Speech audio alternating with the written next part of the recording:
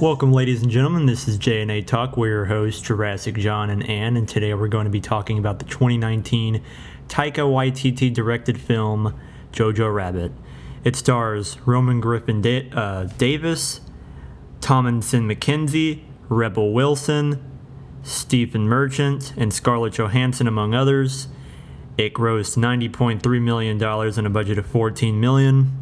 It has a Rotten Tomatoes score of 80% based on 418 reviews, and an average score of 7.60, which is pretty good. But it has a mixed reception on Metacritic with 58 out of 100. Although it was nominated for multiple Oscars, including Best Picture, Best Supporting Actress, and it won for Best Adapted Screenplay. And as you can see, it's got kind of a mostly positive but pretty mixed reputation. That's what we're going to be talking about here today. And what did you think of the film, Miss Ann? I think the most, if you've ever seen his other works, which one was it? Like Thor Ragnarok. Yeah. He directed Thor Ragnarok, and you kind of see a lot of that same influence and energy in the film. So I can understand some of the more mixed reviews from I guess from portraying something as bad as Nazism in kind of his style of directing. But overall, I think it's a very interesting film to analyze, and hopefully you all think the same thing too.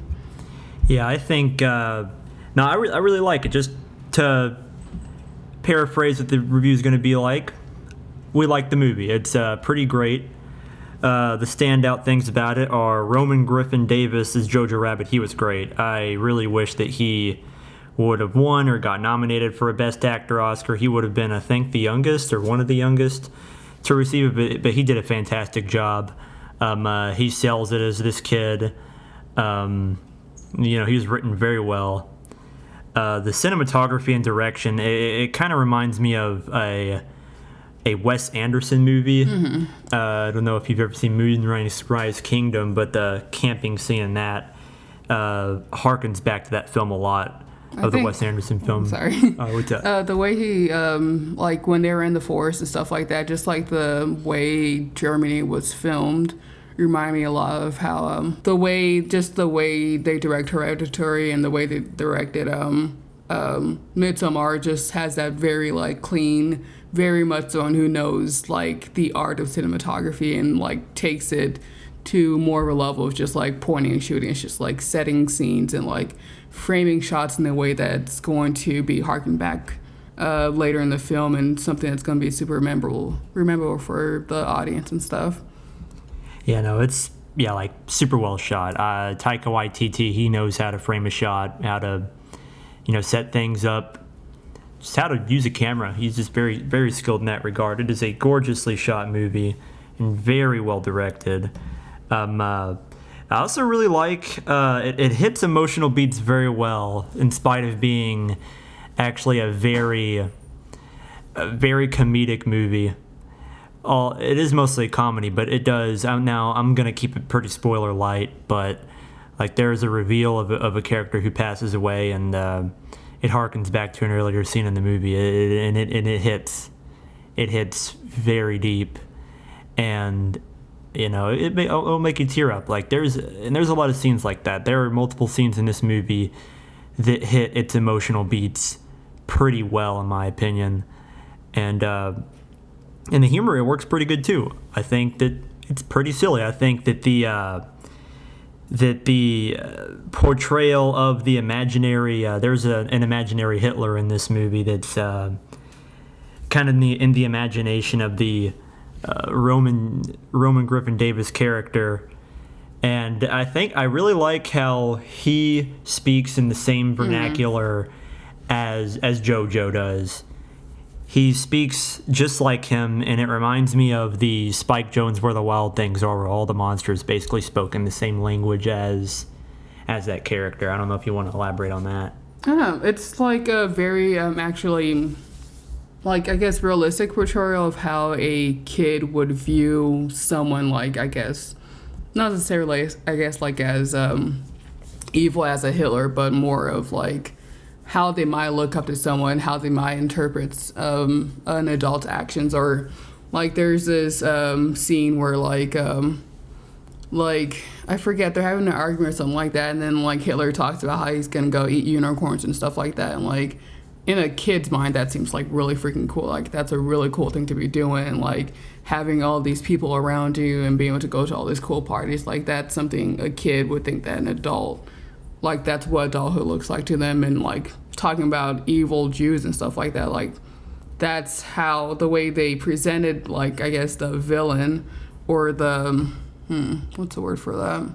Yeah, like the boogeyman. Yeah, the way they presented the boogeyman was like how a kid would like view a monster or something like that. Like they steal your powers, they steal your diamonds, they can read your mind and stuff like that. That's how a kid would interpret an evil entity, not necessarily how like an adult would perceive it. Yeah, and I'd say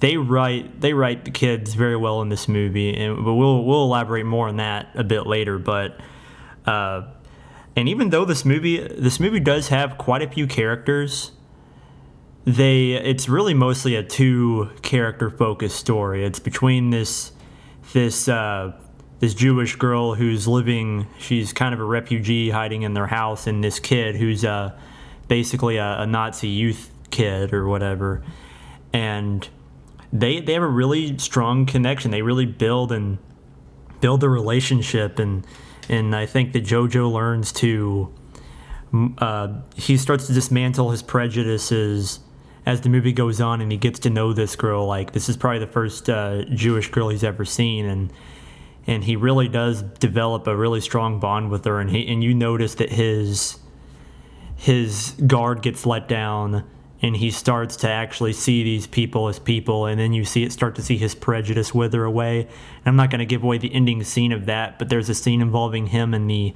imaginary Hitler that's really powerful, and it's pretty emotional. It's pretty funny at the same time. It's actually a really great scene, and all in all, like it's a great movie. Like there's a lot of great stuff in it. In fact, there's not really a lot that I dislike about the movie, at least me personally. Mm-hmm.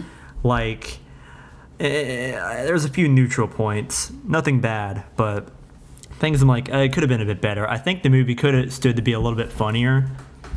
Like, it could have been, had a more, like, I guess, it's tough. It's like a slightly more adult sense of humor. It seemed a little silly. Not that it's a bad thing, but it is... It just could have been a little funnier for me. I think maybe a bit more of an adult sense of humor, but it was pretty solid. Like it's a nitpick. I don't know. What do you think? I think it just goes a lot with like what I was saying earlier with Ragnarok kind of having like that same very much a not goofy movie, but just like just a movie where it's more focused on like making you laugh and telling a story at the same time, but whenever there does need to be like a serious moment, it has them, but you're not going to get like a ton of serious moments in those movies. They're placed very, I would say, purposefully. Like it's not just like serious for no reason. It's not going to switch from like a silly scene to like a really serious scene. It actually builds up to like the more quiet and tough moments. You know, say for my last 2 nitpicks, I'll kind of brush through them. But I feel like Taika Waititi's Hitler character, because he played Hitler in this. Oh, okay, that was him. I thought it was someone else. Yeah, he really, it was a really interesting story element, but I don't really think it tied much with the rest of the story, with the exception of the climax. Again, it's a nitpick. It doesn't really bother me that much, but I think it's a worthy observation to make for me at least. I think that he could have been like a take or leave it kind of thing. Mm-hmm. It felt very much like an SNL gag a little bit. Like I thought it was funny, but like I was like, this is kind of like. I just felt like his acting wasn't as strong as the others. Like he felt more like he was playing.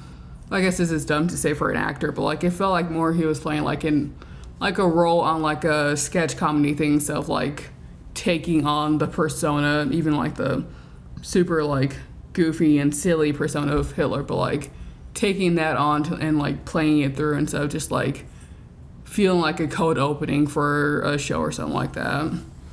Yeah, I think that again, like I think that the portrayal, like in the kid's imagination and like his interactions with this imaginary Hitler is really poignant, and I really like the portrayal, but it just doesn't like mix with the overall main arcing story. And my last little nitpick is I think that JoJo's development from a Nazi to not a Nazi, I guess, it's a little abrupt. Again, not a big deal, but I think that maybe there could have been a bit more steps from being essentially a Nazi youth kid to being like not that, the opposite, right? But it again, like I could see the argument the other way, like. Yeah, I think it kind of just like played into like the whole movies thing where it's like he doesn't have these beliefs that are like deeply held. He is like a 10-year-old boy, and kids switch from liking to disliking something within like the span of a month or so. I think him going from like being I'm going to like genocide Jews to being like I really like this Jewish girl or something like that. I think it felt a lot more realistic just because that's how kids are. Kids aren't super dedicated to ideologies at that young age. Yeah, and that's the last part that we will end off on, and there's been a criticism that this movie it portrays, I guess, the Nazis a little too positively, and it is a genuine perspective to have. I can definitely see this, and if you do feel that way, you're no way wrong for thinking that. But I think that the portrayal of the reason it was portrayed in that way is because it was mostly from the perspective of mostly JoJo, but also his friend. And I think that it's just their perception of what they see around them. It's not necessarily them, that the Nazis around them are actually like that. It's just the kid's perception of it. But what do you think? I think that like there's more than enough media around that like portrays the atrocities of like Nazi Germany and of the whole like socialist or National Socialist Party and like the fascist ideology like to its like I guess like in the most realistic way where it actually talks about like the horrible things they did and advocated for. But I think in like the modern era where too often like Nazis, because of like the history and stuff like that, feel like they are like the whole ideology relies on showing strength and showing like the lesser, I guess, people that they should be scared of you, and you are a force to be reckoned with. And once you actually, I think by the director having the Nazis kind of like portrayed as very simplified, just hateful for no reason. It'd be like someone hating artichoke, like the way they portray Jewish people and like the things they call them, the superpowers they would say that they held. It's just like, I think it's a way to disarm an evil ideology without like making it seem like it's not scary, because it is. But modern Nazis rely on presenting themselves as like people who are to be feared and who people should be reckoned with. And when you don't give them that power, I think it works against them. Yeah, I think that this film did a great job dismantling Nazi ideology, and I think not only because they made them out to look goofy, but the way I also really like how they showed the main theme of this movie, which is how young children can get radicalized at such a young age, and how they can go from just being like, there was a conversation between the kid's mother and the Jewish girl, and they were talking about, well, my kid used to think I invented chocolate cake and loved playing, and now he's in a Nazi youth group, and that's essentially what he said, and it is just really poignant and really interesting to me. I think that's what it's about. It's about radicalization, and to an extent also how to de-radicalize, I think, and that's what's really a poignant thing about the film to me. And that's why I think that ultimately it is not, I don't think it's too sympathetic to the Nazis. I think it's actually quite the opposite. It dismantles them by making a fool out of them, and at the end of the day, that's what I think that that film was meant to do. But any last thoughts? I don't know. I think it's just it's like a very lighthearted movie about, I guess, World War II, which isn't too easy to come by. We were talking about the death of Stalin. I think we also talked about how, like, it also kind of gives the same vibes of, like, talking about terrible regimes and, like, authoritarians. Oops.